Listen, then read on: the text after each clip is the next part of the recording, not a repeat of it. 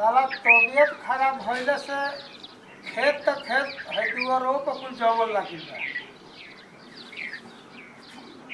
रुको तरी साफ हो को तरी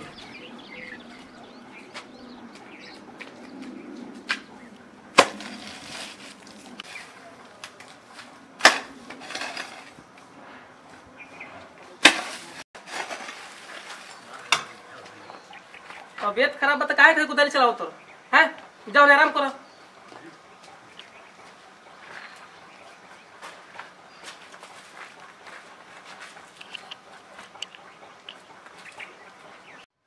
जा तनी खेते में जंगल में साफ कोई नहीं।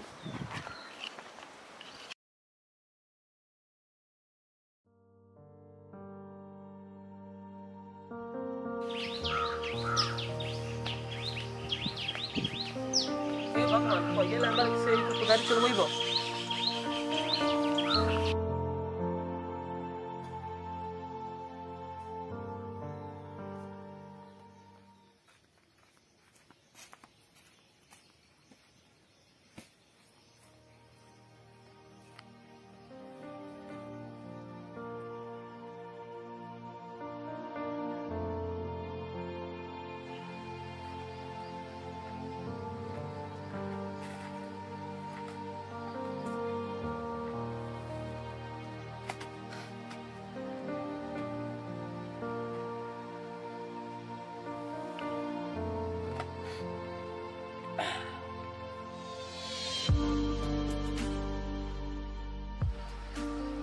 भगवानों की है मर्जी बा। चलो ठीक बा।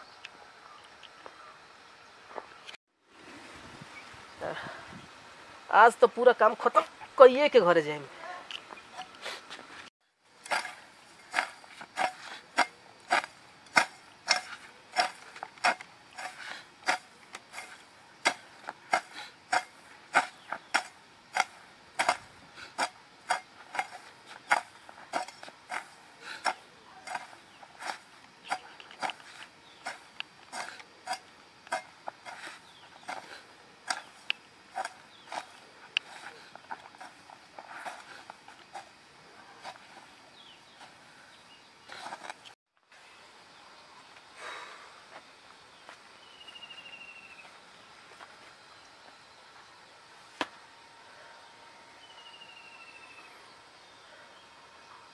कैसन हमारा भाग बा।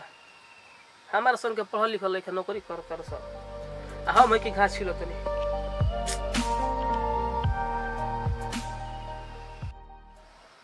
आज हमारो बाबूजी ठीक ठाक रहतन तो आज हमू शहर में नौकरी करत रहती ना।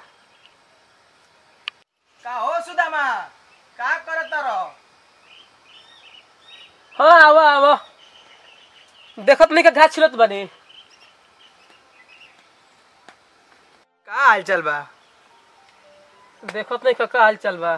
देखते बड़ा बाबूजी तार कहाँ बड़ा कि तू घास छिलो तर?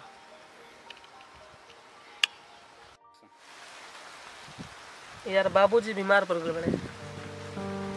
आई खेत में देखते बड़ा घास लग गइल बा। नाश्ता कोई तो कुछ होकबे ना करी।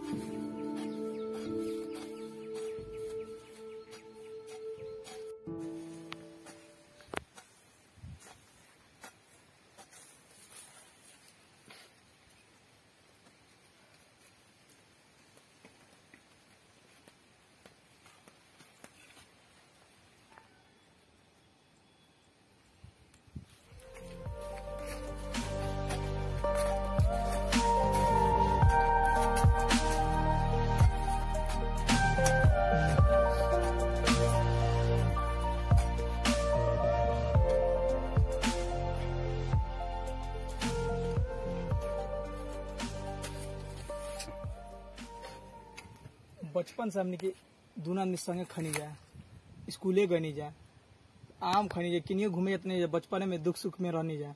तो अब काहे तू अलग रह, तारा दुख में हमू रहम। ठीक, चलो दूना आदमी खेती कर ली।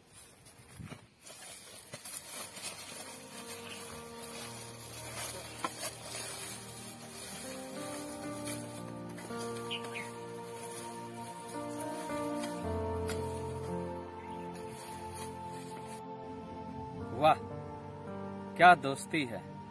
अगर दोस्ती हो तो ऐसा हो।